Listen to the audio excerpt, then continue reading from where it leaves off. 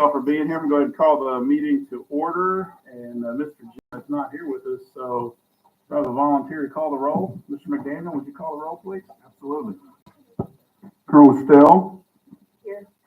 Daniel Gray. Here. Ava Coleman. Here. Jim Moore is absent. Ron McDaniel is present. Dina Tony. Here. Lauren Martin. Here. And Laura Walker. Here.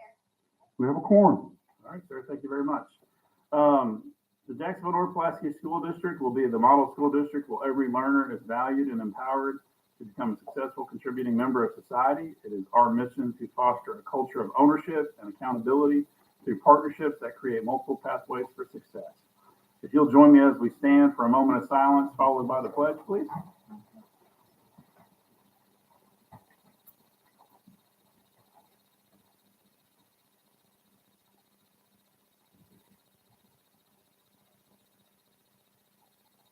Please join me in the Pledge of Allegiance.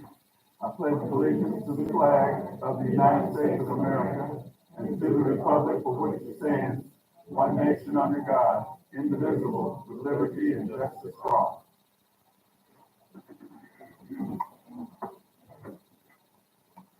All right. First item we've got special presentations by Anita. Dr. O, I'll just turn it over to you. Yeah, if I could, before we call our school teams up, just wanted to recognize our board and say thank you for all the hard work, unpaid hard work that you do for us year round. This is January, which is Board Recognition Month, so just want to give you all a round of applause for the hard work that you all do each and every day for our scholars and staff members. At the annual ASDA conference in December, we had a board member to be recognized as a master board member, and it's Mrs. Laura Walker, for earning at least 50 hours of board development training for the year 2024.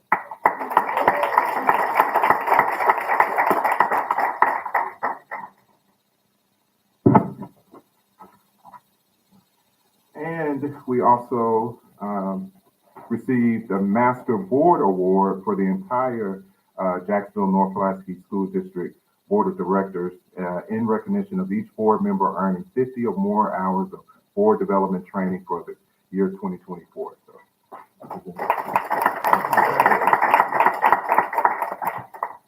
and then we'll, Dr. Walker, if you will come forward and present our school team. Well, we have two presentations tonight. I don't see Lindsay Jones. Oh, there you are. Okay. We're going to have our first presentation by Lindsay Jones. And then after Lindsay Jones, then we have a presentation on Portrait of a Graduate that's going to be presented by Jennifer Jameson.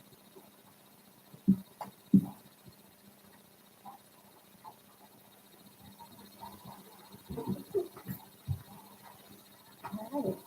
Good evening. Good evening.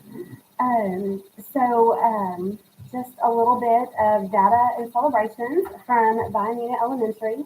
When I put this together, I always go too long because I know y'all want like 3 to 5 minutes inside. So this year, I'll tell you, our data has been, it's been a lot to pull through and to look through and to try to make sense of.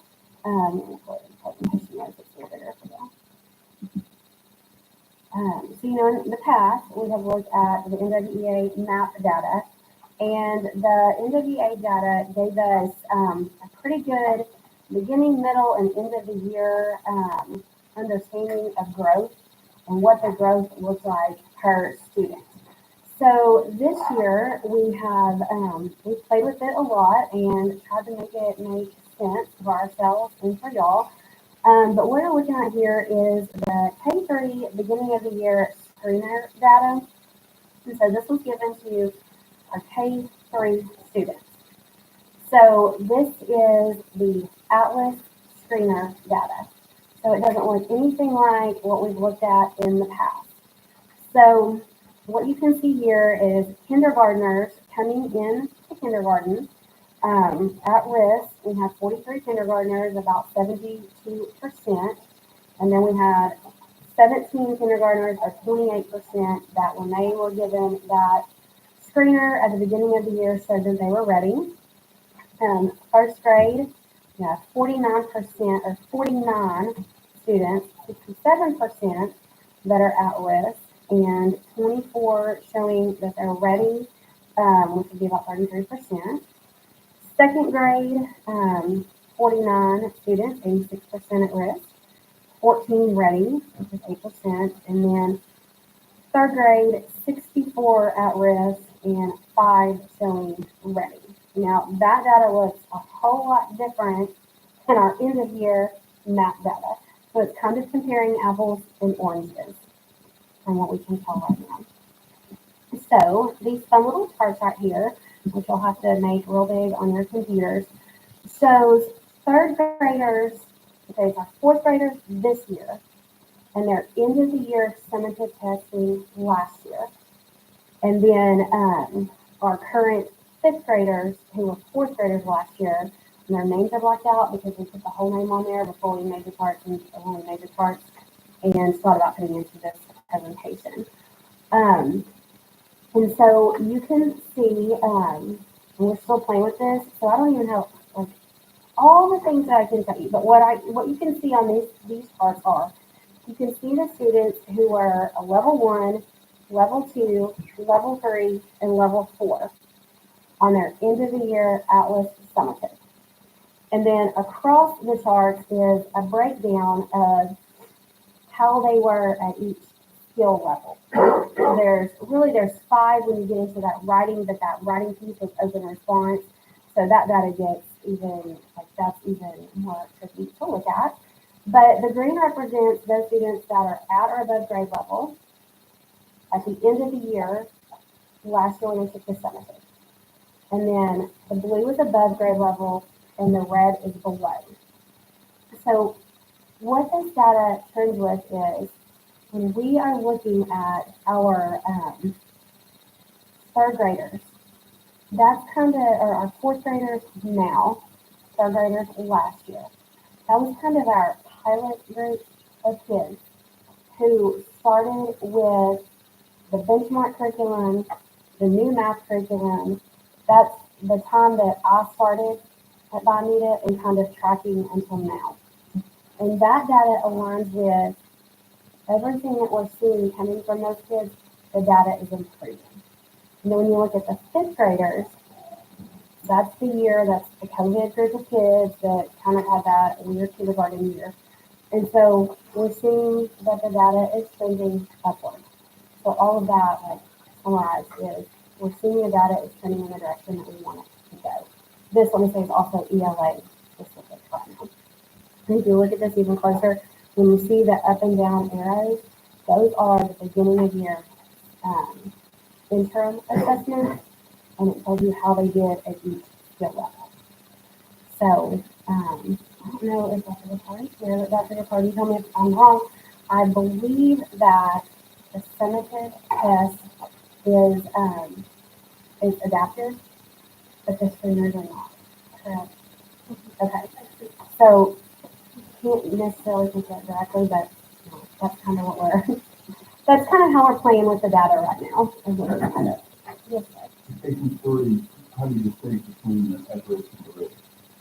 okay, so the K3, so that when we pull their assessment data individually per child, we're able to see that child by child.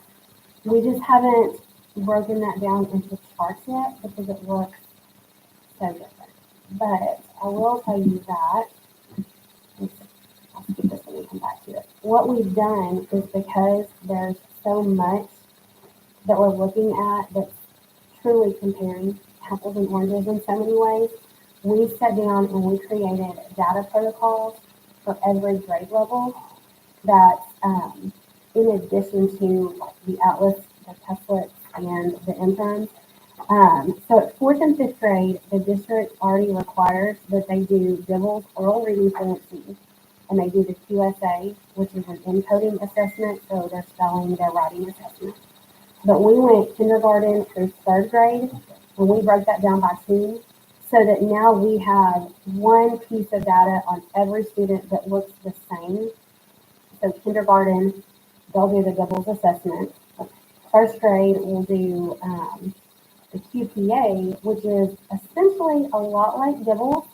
It just breaks those literacy skills down into 14 different pathways. So, it's more prescriptive, I would say, than doubles.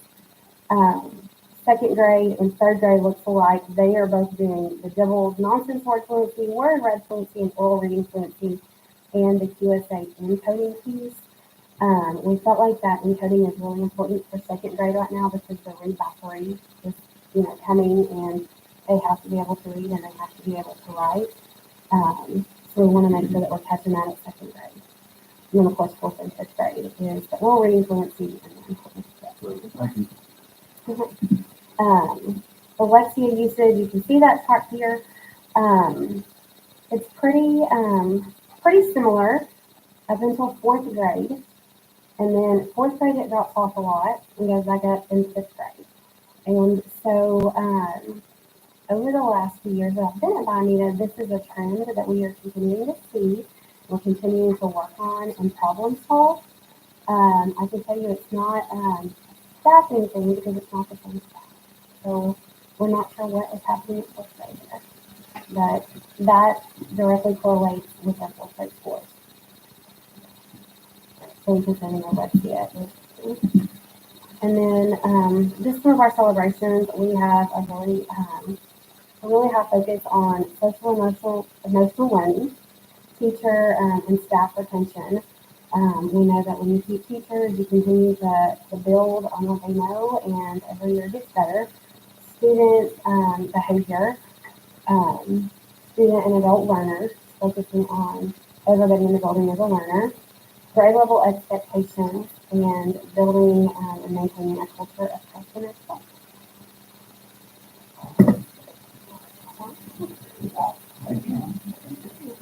Any questions for Ms. Jones? Thank you. Ms. Jameson, come on. Hello. Hello. Yes, so I am Miss Jameson. I have the pleasure of serving as an academy coach. And so for those of you that may not be familiar with me, I need a timer because I can stay up here all day. So I'm going to start my timer. I have been charged with presenting the portrait of a graduate to you guys. And so if this is your first time hearing about it, then great. If you've heard about it, pretend like you haven't.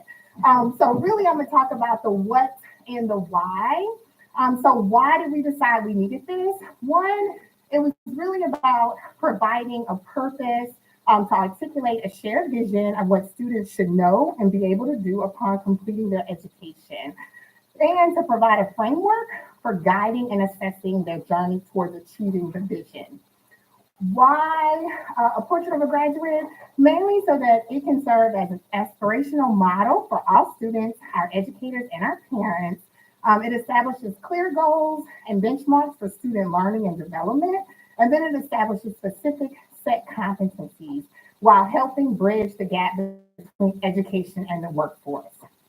I cannot say that I did this on my own. I did not. There is a different portrait of a graduate for every grade level. It was very important to the team that it was not a cookie cutter, one fit all. So pre-K has theirs, elementary has theirs, middle school has theirs, and then high school has theirs.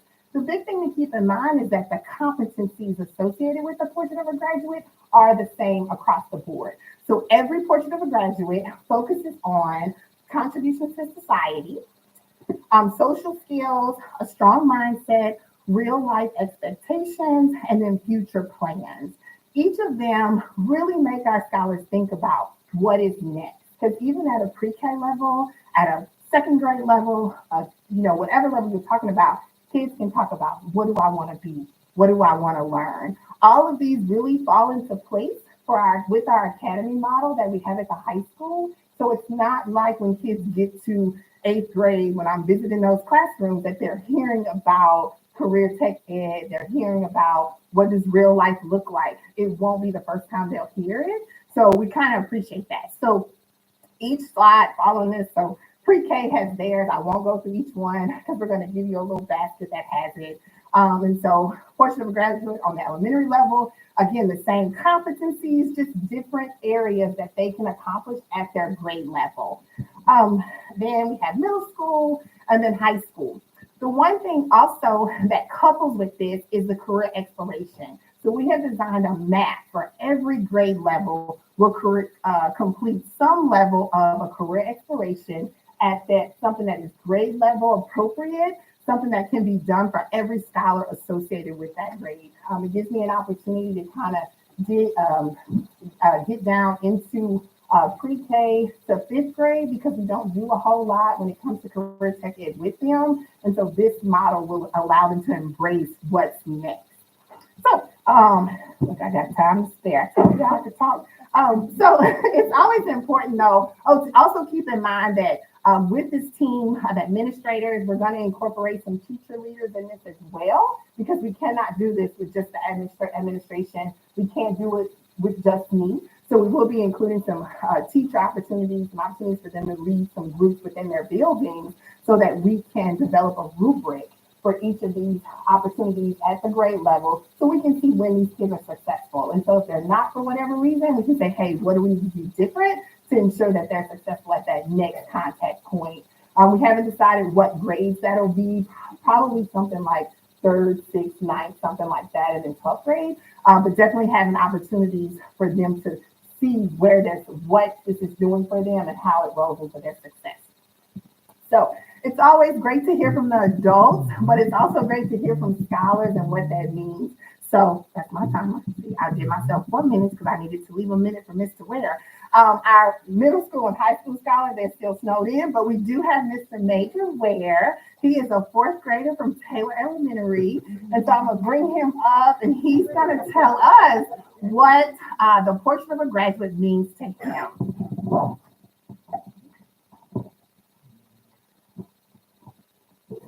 What does being a portrait of a graduate mean to me? A portrait of a graduate means imagining the best version of myself, both now and in the future. To me, it's about growing into someone who works hard, is kind, and helps others. I promise to always give my best, show up on time, and stay excited about learning every day. It also means learning to be a good teammate, a problem solver, and a leader. I want to be someone who respects other people, honors different cultures, and works to make the world better.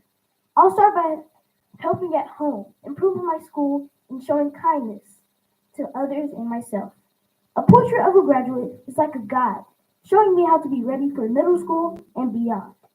It reminds me to be creative, confident, and brave enough to explore new ideas and set goals. I'm excited about growing into someone who can face challenges, adapt to change, and contribute to making my community and the world a better place. Thank you.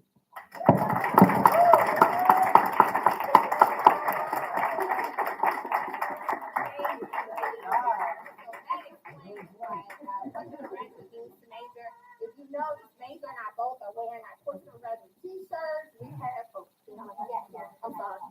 Oh, Major. What about that? Okay. Should it be green? Yes, should be great.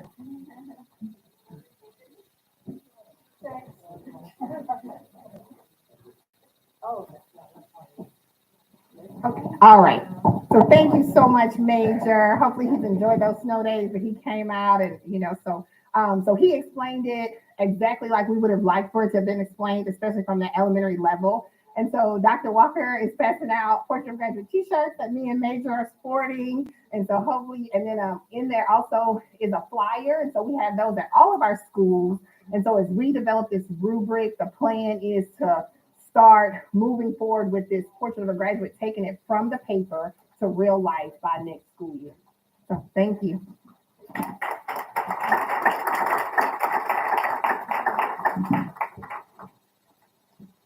All right, thank you, Ms. Jameson. The next we have Dr. Bob Price and Jacksonville Education Foundation, and I think he brought a team as well. So Dr. Price and team. Good team. Good team. Right. I'm going to exhibit one of the privileges being the oldest guy in the room with a cane. Many of you may not know this, but the Jacksonville Education Foundation has been in existence 25 years, formed by a lot of very committed people in Jacksonville. When I joined the board, Pat Bond was president, and we've made a lot of progress since that time. The board has put, the foundation has put over $700,000 into the schools, teachers and kids during that period of time. Now, the amazing thing about this is that it's all donations by people in Jacksonville, primarily. It's a real commitment by this community. And so there's a lot more we could say about the foundation, and I've written up a pretty good history of it if you ever want to see it. But speaking of that team, Dr. Owa, I'd like to have our team members, our board members, who are all seated behind me here, all stand and introduce themselves. So you know we have a real board here. And I'd like to start with Bart introducing himself and then just go around the room.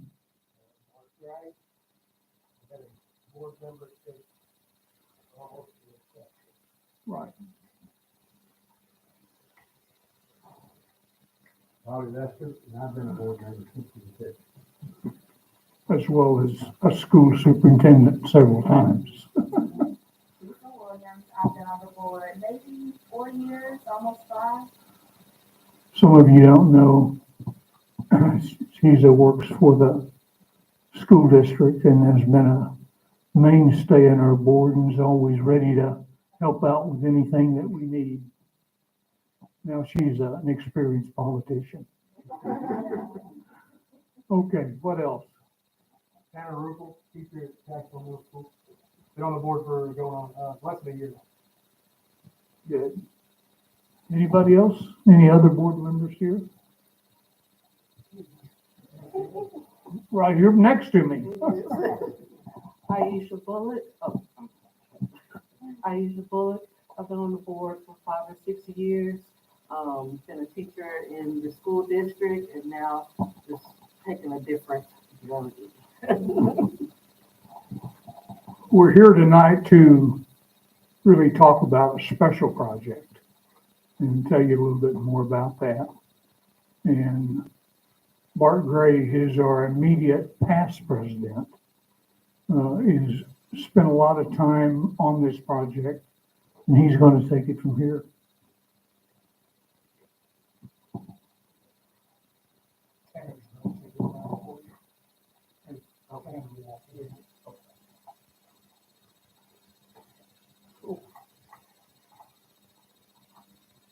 Not as big as I said it was.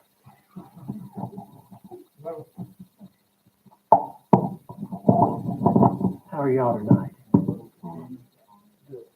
Members of the school board, Dr. Owa, thank you for tonight's time. I know you've got a lot of things on your agenda, and we are here tonight to talk about, can you go on? Can you hear me? You're ignoring me just like at the office. You've been waiting on that all day to get that one. We are talking about the names on the walls. Every once in a while, you stop and you look at the names on the wall. And I don't know if you stop tonight and look at the names on this wall in here.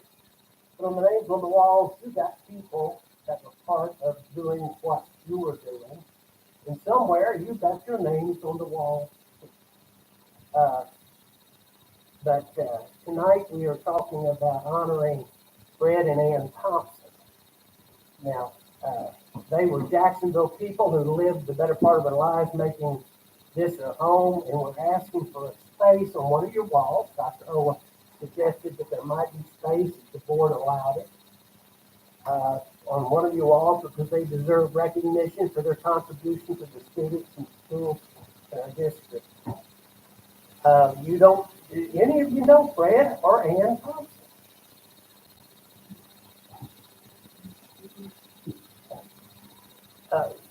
At this age and stage, y'all are young, and they were older and they're no longer here, of course. But they lived on North Second Street, right next to the Methodist Church. Their house is no longer there. But Fred served in the Navy in World War II. I have a picture of him as a lieutenant, JG. Now, I don't know if you can tell this, but this is World War II and a little naval officer. I have a picture of Miss Ann, too. They didn't look like this in my memory. And so, but for you who don't know them and don't have memory, this is what they look like. They were people who were part of our community. Mr. Fred was postmaster in Jacksonville for many years. Mr. Fred was outgoing, and he was pretty fun to be around. Went on with him on many a chamber trips where we went to places, and he was always one to have fun sitting around. Carolyn lived across the street from him on North 2nd. Little house at 113 North 2nd Street. Yeah, I'm not going to know it, but it's a little white house. Do you remember where the old post office was at the corner, Hickory and North 2nd? That was the post office. So Carolyn lived in this little white house across from the Thompson's big house. And every time our youngest child would have come out and played in the yard, Mr. Fred was always outside. And he'd come across the street and say, Carolyn, can she come over and play with me? And Mr. Fred had a rotary mower. He was always mowing his yard. But he had her follow behind him. So he was always full of fun with the kids. Now, Miss Ann, she would be what I'd call a more reserved of the two. She was prim and proper. She was a homemaker. She was a good seamstress. But she also had money sense. She helped her sister finance Fern's. I remember Fern. Any of you remember Fern? I have a lot of stories about that. Anyway, that was where you got your test system. Mr. Fred was the Methodist, Miss Ann was the Baptist, and both were born in 1903. Mr. Fred passed away in 1976 at the age of 73, which that used to seem old, and he looked old to me, but that is young to you. Miss Ann passed away in 1987 at the age of 83. And she was always, she never looked like her picture back in the day. She was always prim and proper and stern.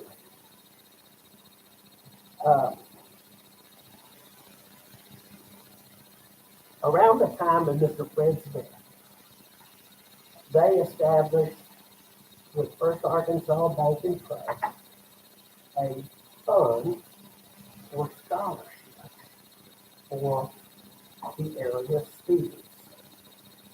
For almost 40 years, they provided a scholarship to a JNPSD student and a North Pulaski High School.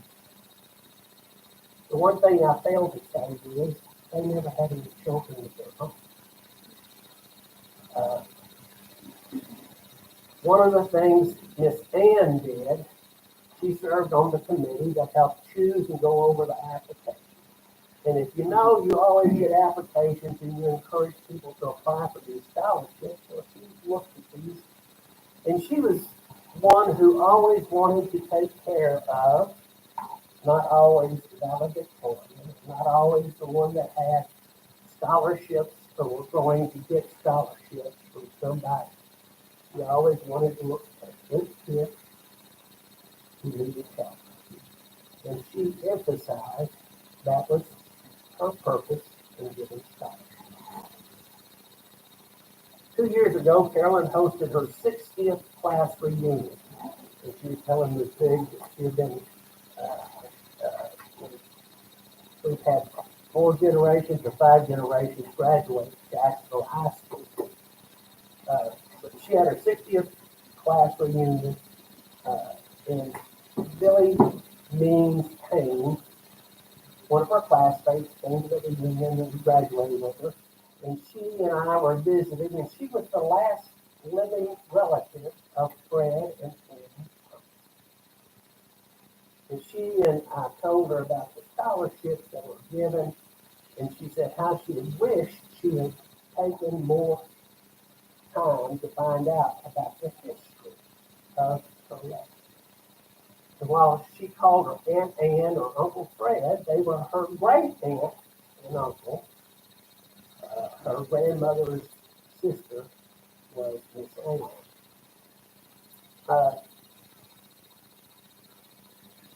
She had related to me that when she graduated, she thought she was going to go to a business college in Little Rock, going to be a secretary. Because in that time, if you weren't a school teacher, that was an honorable profession and one of the only professions that was open for after girls. Her Uncle Fred came to her and said, no, we will send you to any college in Arkansas. Any college you want to go to, don't worry. And because of them, she graduated from the University of Arkansas. And Fred and Ann did this very same thing to her for her brother. About 10 years ago, the Fred and Ann Thompson designated trust funds managed by First Arkansas Banking Trust was not yielding enough. As you remember, the interest rates dropped, everything dropped, and everything was not yielding enough to fund the scholarship. And so they gave the Jacksonville Education Foundation the remainder of their trust to administer. Our commitment was to honor Fred and Ann Thompson by using trust funds to help support the Jacksonville North Pulaski scholars. This commitment was to help our scholars become better students, productive citizens of our community and school. The Jacksonville Education Foundation had designated the Thompson Family Trust Funds to assist the high school in developing and beginning a cybersecurity program to begin with, and then later, as it is now, a 3-year commitment to help the City Years program in Jacksonville Elementary School. And we are about nearing the end of the funds from the trust that the Thompsons left. But we want to honor them and we want to remember them because it's them and people like them that allow us to put the names on the wall. And sooner or later, somebody else will ask and will want to see. When people die, the mark left on the world represents their legacy. While a legacy can involve money, the concept of legacy is much larger than the value of an estate. It is the value that is left in people's lives. With a great deal of gratitude to the Thompson family, their legacy is represented by a plaque of appreciation, which we hope will allow us to put on your walls. And more importantly and equally, it's marked by the multitude of students whose lives have been helped during their care along the way. And Tanner is going to show you a plaque. I think you would feel it would enhance or would not hurt, but would be a way to honor the Thompsons as well as this school. So the board formed a small committee, me and Mark, Taylor McGrew, Jade Ellis. We worked on this plaque. And Took us a couple months to pull it off, but we finally did. And Taylor McGrew actually designed this plaque. So this is a result of her work directly. Then of course we went to action signs, and they're good at doing this sort of stuff and put it together for us. And now we're ready to put it in the appropriate place. And that'll be somewhere in the central office that Dr. Orr will designate for us. That's our show, unless you have questions.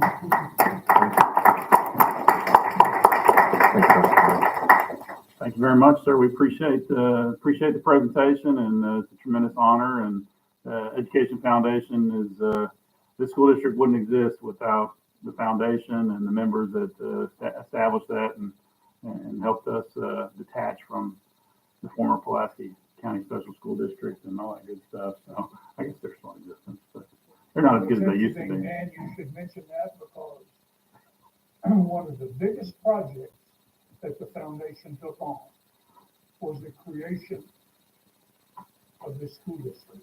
Absolutely. And enlisted the help of Mark Perry, Bob Johnson, Mike Wilson. Lots of people. Lots of people. They wrote legislation. You know, we got grants for that sort of thing, and it was a big effort. And here we are.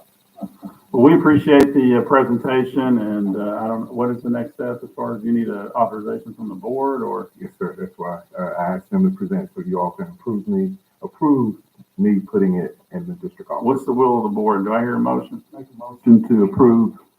Motion and a second. Any other discussion or questions? Where y'all gonna put it? In the district office. Okay. In the lobby. Very good. Very good. All right. All those in favor say aye. Aye. Any opposed? That passes unanimously. Thank y'all very much. Thank you. All right. Next item we have, I believe, we've got a public comment. Mr. Colton Alexander. Colton here to speak. All right. I guess they did not make it.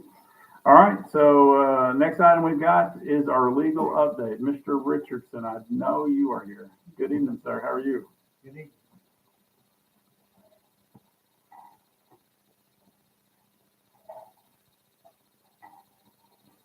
I think I can be brief tonight, but have a few things. There's I discussed Dr. Orr a little bit before we came. One of them was his contract he's worked on. I believe he's ready if there are any questions. Now we know why there's gifts up here.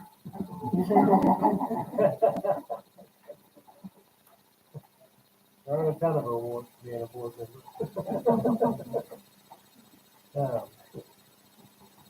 But I assume that's been shared. If you have questions for me, I'm happy to address those.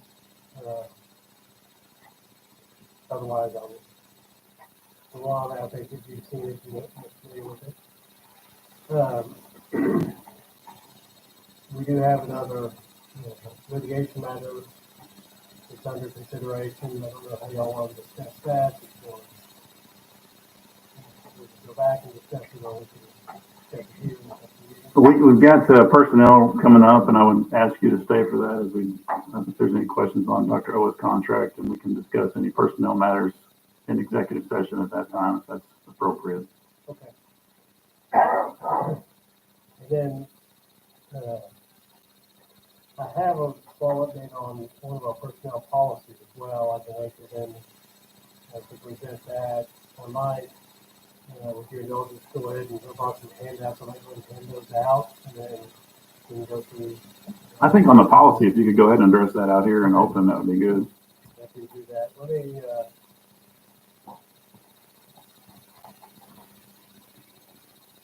go ahead and pass out. This is our current.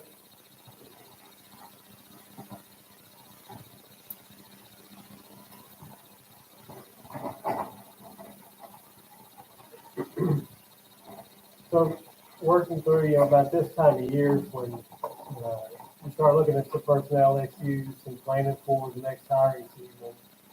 So in doing that, we got looking at the district's policy on employee termination and non-renewal and decided it needs updating. Your Dr. Owa is handing you the current policy and then what we drafted based on the ASBA's model policy to replace that with. I don't believe we're asking for a change tonight, but this is more an informational matter to let you know what we're thinking, where we're headed, because it will need to be presented to EPC before adoption. But I wanted to let you see that and give you some reasoning why we think it's a good time to adjust that policy. One, we're still ahead of moving into that employment season for school districts. Two, the current policy pulls in some old law that's no longer effective.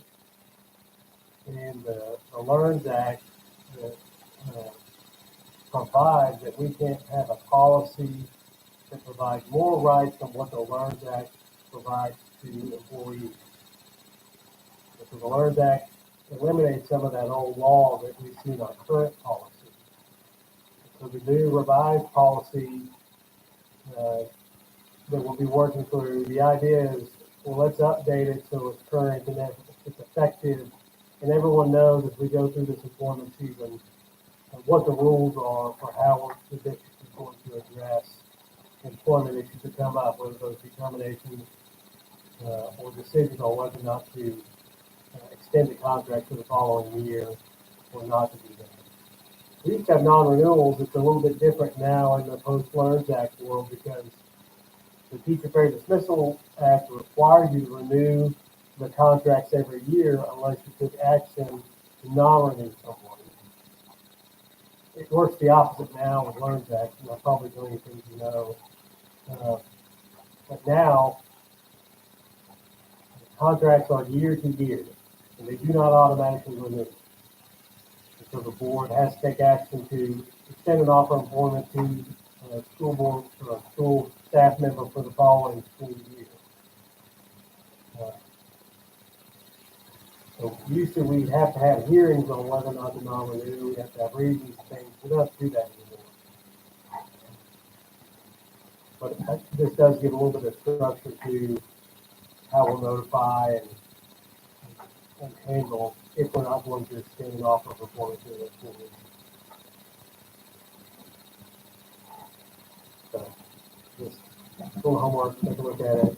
This will come back to you maybe next month, depending on how quickly we can get it through the process. Okay. Any questions? All right. Thank you, sir. Hang out. We'll see you in a bit. Okay. Thank you. Facilities update.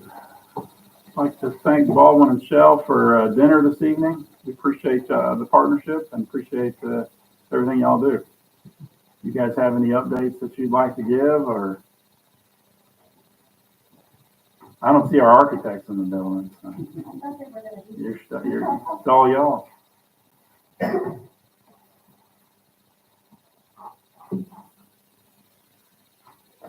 Hi, I'm Allison Sam. I'm following Michelle. Right now, I think that only truly active projects, I guess we're still wrapping up some follow-up things on Biometer and Merle Taylor, but it's a Merle Taylor conversion. And we're just in the demo stage right now, but we're about 90% complete with the demo. We'll be start putting it back together in the next couple of weeks. We do have some additions. We've had run into some sewer issues, which I think everybody's kind of expecting.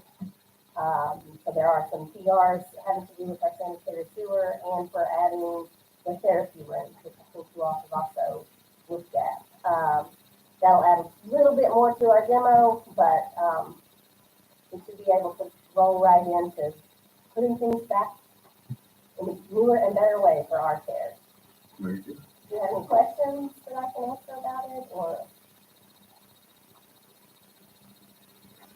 I don't. Okay. Thank Thank you very much for being here. Appreciate it. All right.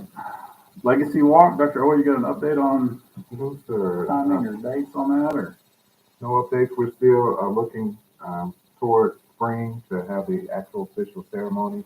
And so we're trying to, I know Chisa and Melissa have put out the process again for recognizing it's active on our website. And so we'll continue that process and then prepare for the ceremony for this spring. All right, very good. You want to go ahead and roll right into your district report? Yes, sir. Superintendent's report, just want to notify we had one legal transfer out to Pulaski County. That was in December. We do not have any for this month, which is great.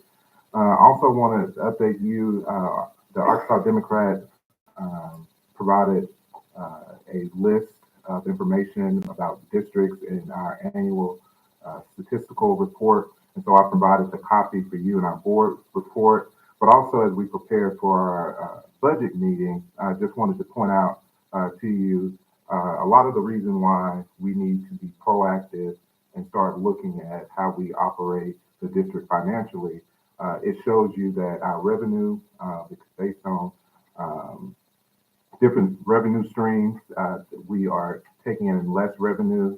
And so it's important for us to make sure we address that in the life of school choice. We need to be prepared to be able to operate the district in a leaner fashion. And so not major cuts at one time, but over a course of 2 years. And Mrs. Logan and Mr. Hunt have also, and Mr. Webster and Dr. Walker have started a great process, an effective process already this year where we think we're almost up to $1 million that we've already cut prior to this budget workshop. So we're continuing to look at different ways to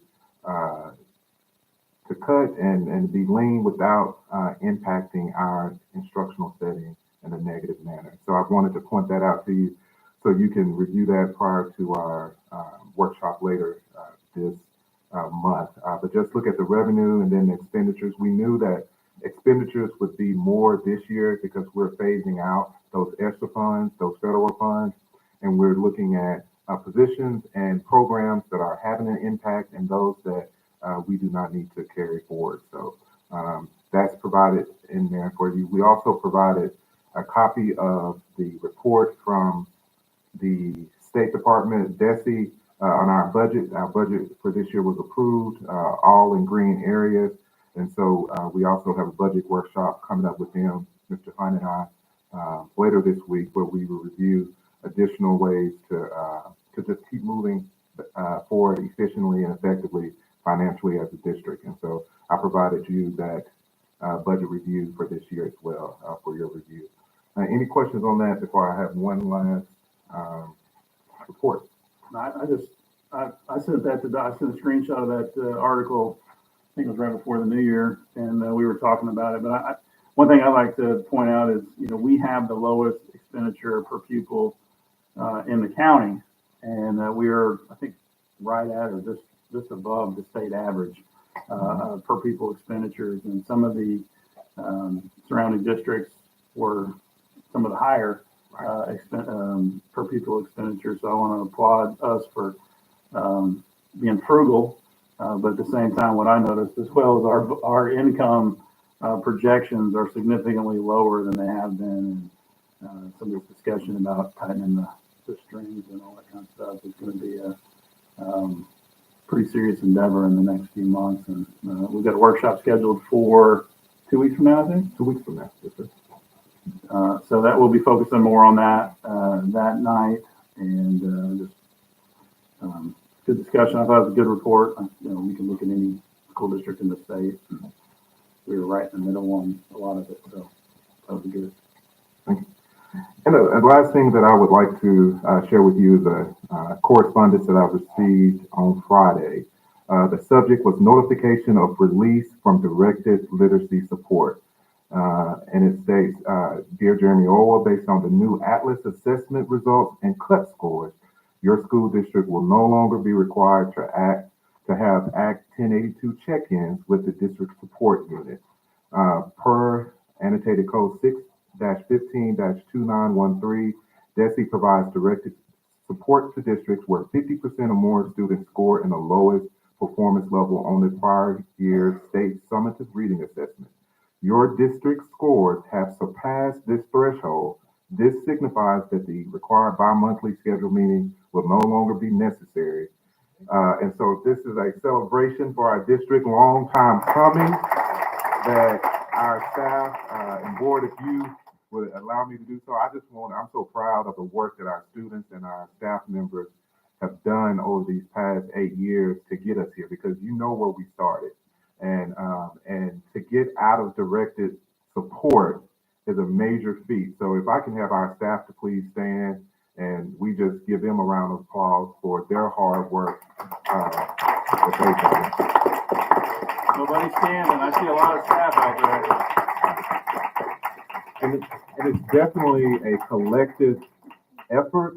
We know, and I tell everyone that we cannot do the work that takes place each and every day without the support of our community partners, such as the foundation, NAACP, Our Kids Read, all of the countless volunteers who take the time, like City Year, UA Little Rock, to tutor, to read to our young people, to provide after-school support, and our parents who have championed Jacksonville Reads community program. We could not do this work without them. And so this is a testament of a community coming together and working and meeting the needs of our young people. So I wanted to share that and tell you that this is definitely a major celebration for our district. So thank you.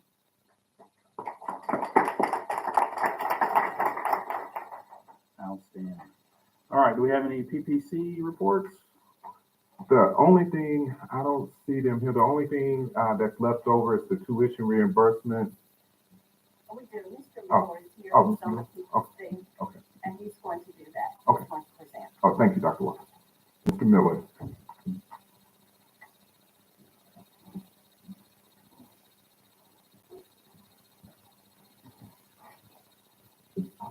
Good evening. So I believe you actually should have this reference, the tuition reimbursement policy on pages 5 through 7, from what I can see in your board packet or the agenda for tonight.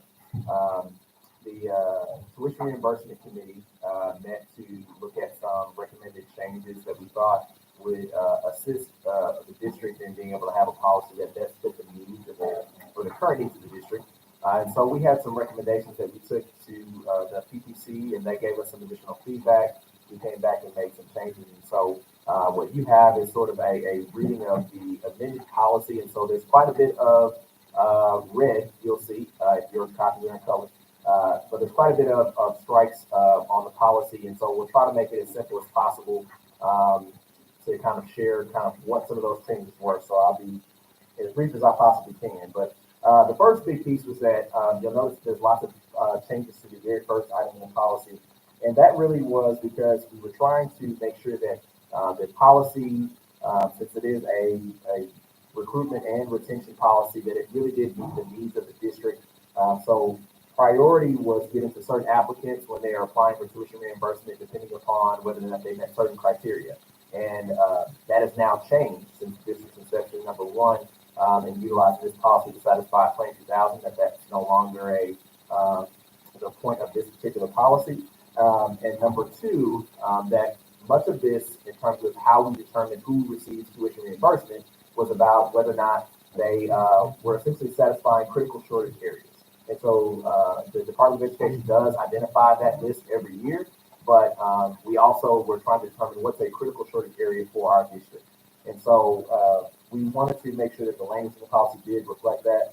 And so we added some specific notes about supporting licensure and credentials and endorsements for critical shortage areas, not only defined by the Department of Education, but also defined by our district. And so one of those big pieces that we've seen, especially part of the LEARNS legislation, is that we need to be able to have more teachers in our district who are pursuing master and lead teacher designations. Not only does that help support our novice teachers as they come in, because now those educators can support, but overall it's beneficial for our students. And so we wanted to be able to make sure that we have money to help retain retain those educators and also incentivize those educators to be able to go forward and get those types of designations for our district. And so that's one of the examples that we're talking about. Another example is in our alternative learning programming. We knew that we have more educators who need to be able to seek a specific licensure code, so that way that programming can be as flourishing as possible. And so those are just some of the examples that we try to list there in terms of identifying what are the critical needs in the district at this time. And so that's the biggest changes you'll see there in the policy.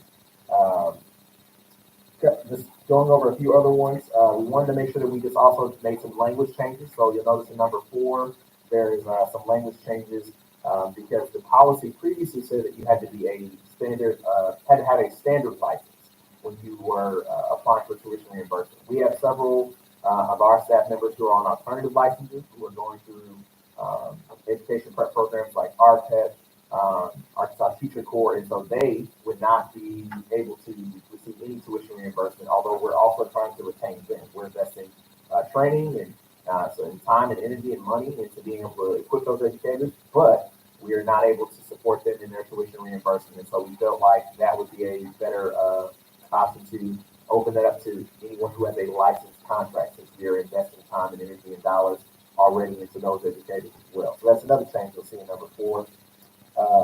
Looking at other changes, there was one more big change that I just want to make sure that we specifically highlight. And that is actually going to be when we jump down to point number 9. And so point number 9 talks about how previously we were asking for 2 years of service if a employee was granted tuition reimbursement, and that was originally for every 6 hours of credit.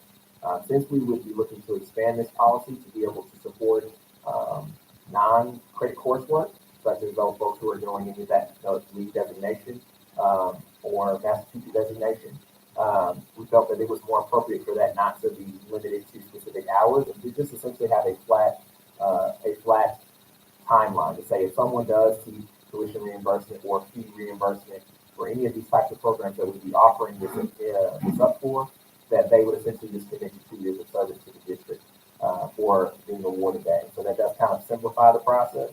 And so that was another big change that actually came back from the PPC's feedback as well. And so those were a lot of the major changes. There are a few other minor ones. Point 8, noting that it says the maximum total financial reimbursement granted shall be $70,000. That actually was approved via prior board action, but that wasn't updated in the language of the policy. We wanted to make sure that was updated. There was also a note there about the new letter B, where it talks about the superintendent having $4,000 of recruitment funds. We wanted to take a few pieces of language off of that to simplify that is essentially for recruitment and the recruitment process, and not that comes to us as a committee to review, since it is supposed to be for his discretion. So we felt like that needed to be cleaned up. And so those are a lot of the major changes that we wanted to address. I did leave one more off, if I can take your attention up to number 6 as well. We did try to also allow for more hours. This was also a note for PPC feedback. They felt like the policy as it stands now, for those who are getting traditional tuition reimbursement, that we would want to be able to allow them to open up to earn more credit hours in a 12-month period. And so allowing them to be a total of 12 credit hours instead of 6, which is what they currently have had, which just means that the policy then becomes more attractive.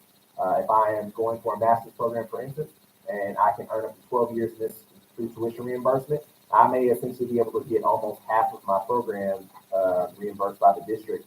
And so rather than, less than a third. And so the goal was to sort of make that more attractive to our teaching staff. So those are a lot of the major changes. And so we wanted to present that for you to have your read. And obviously you have the ability to take action or to read further, but those are the results from the tuition reimbursement team and the PPC collaboration.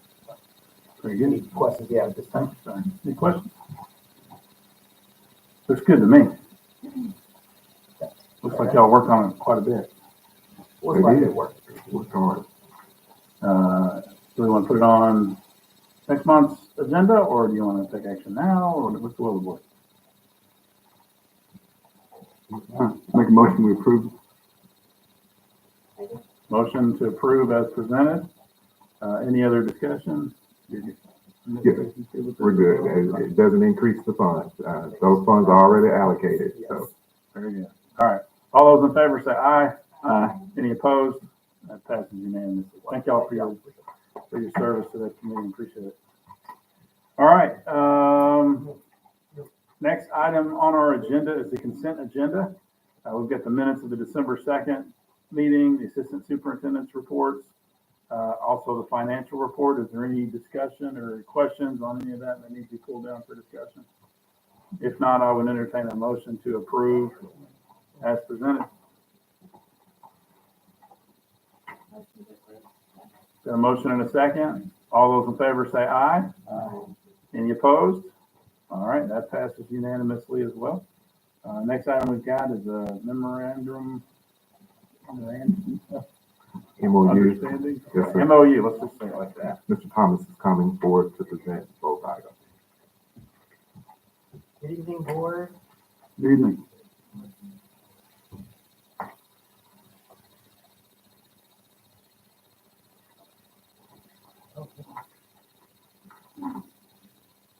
It's a long one.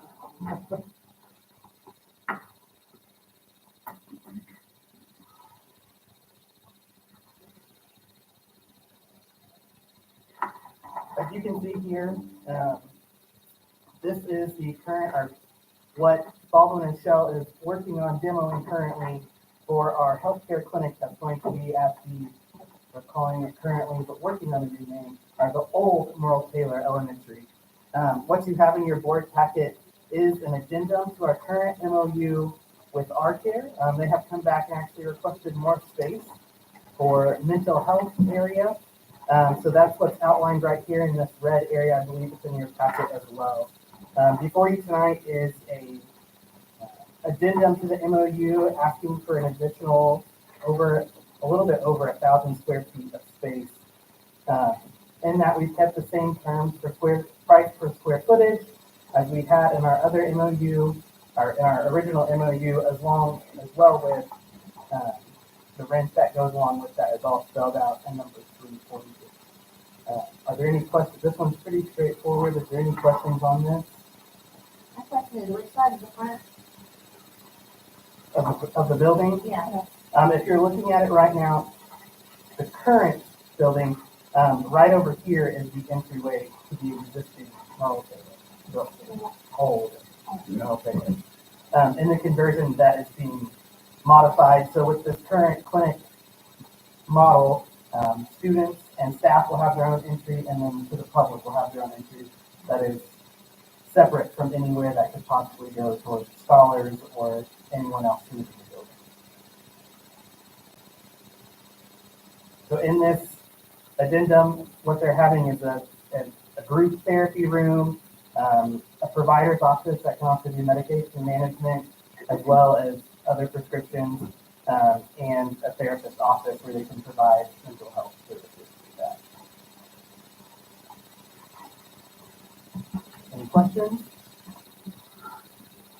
This addition will help support us in both ways. One, it increases the lease payment that we will have, but also R-Care will provide additional services that our students, staff members, and the community could benefit from. So we definitely thought it was a win-win for the district because that space was going to be unoccupied, and we were glad that they wanted more space. So we'll have a total of 4,637 square feet. They had a 3,500 and they're adding the 1,137. That's right. I'm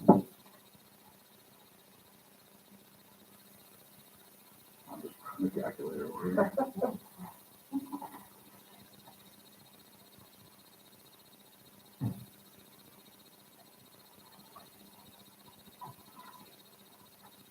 So your additional rent, that's just in addition to what they were already paying. That's not the total. That's correct. Good job. You can take great compliments, Mr. Gray. And then next, the next action item on that is the cost that goes with that. So for WDR Architects, we have the cost of a little over $150,000 to provide that space. And so that, it will add 7 days onto the project. And currently, I believe we're set to open, I'm gonna not say open, completion date of April 1st. Looking at, the week, so, I can say that confidently now. This will add a 7 days onto our projected opening date. And so we're not exactly sure where that's gonna fall with everything that's going on, demo-wise, and different things like that. But it will add 7 days onto the project. So board, the recommendation is to approve the addendum as well as the revised contract with WER, so we can move forward with the addition. Do I hear a motion? So moved. Got a motion and a second on both of those combined. Any other questions or discussion? All in favor, say aye. Aye. Any opposed? Passes unanimously. Thank you very much. All right. Next item we've got is the personnel report, and I believe we've got an addendum to add to the agenda for additional personnel. Do I hear a motion to add that to the agenda? Motion and a second. All those in favor say aye. Aye. Any opposed? That passes unanimously. So we do need to go into executive session to discuss Dr. Owa's contract and the personnel report. If there's any questions on that, could be addressed there. And I believe we've got some legal updates as well. On a personnel matter, Mr. Richardson is still here. So we'll move into executive session and we shall return. Thank you.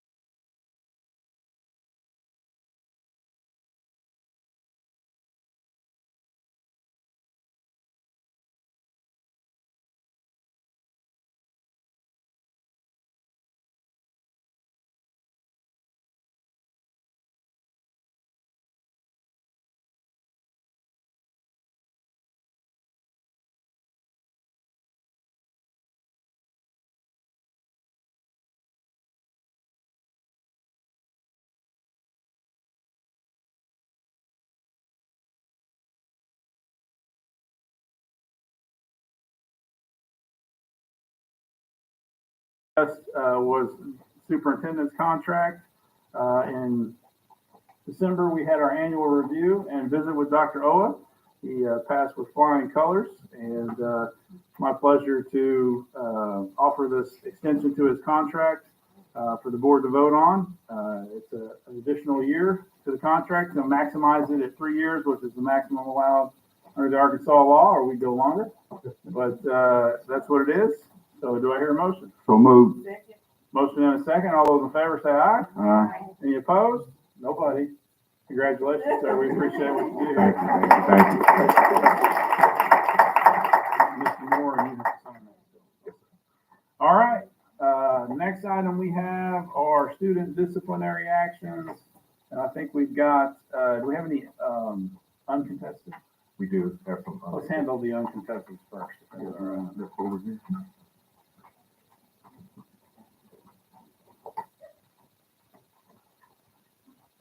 Those are in.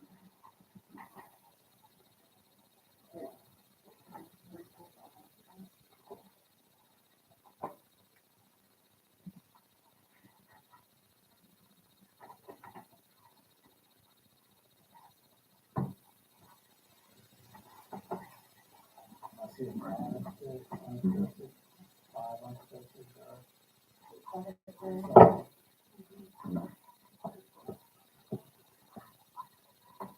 Okay.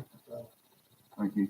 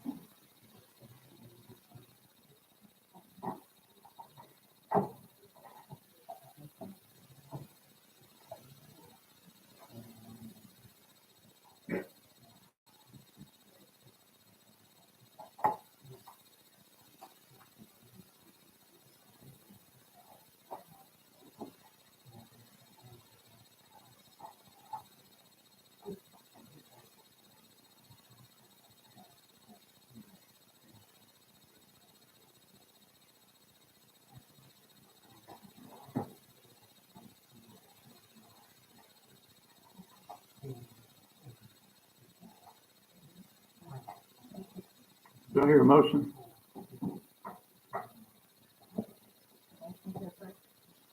Second. Got a motion and a second to approve the recommendations on those student disciplinary actions.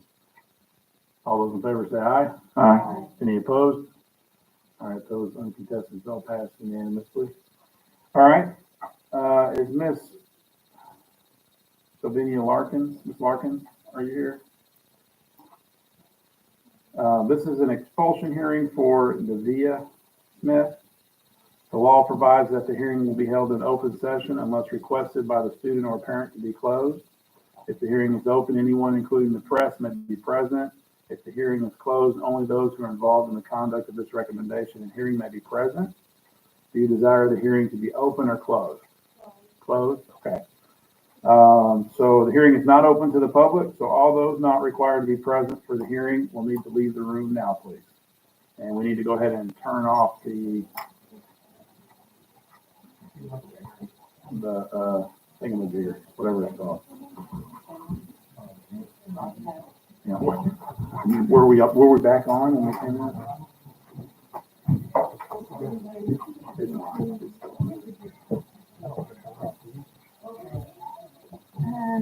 Yeah, Ms. Larkins, you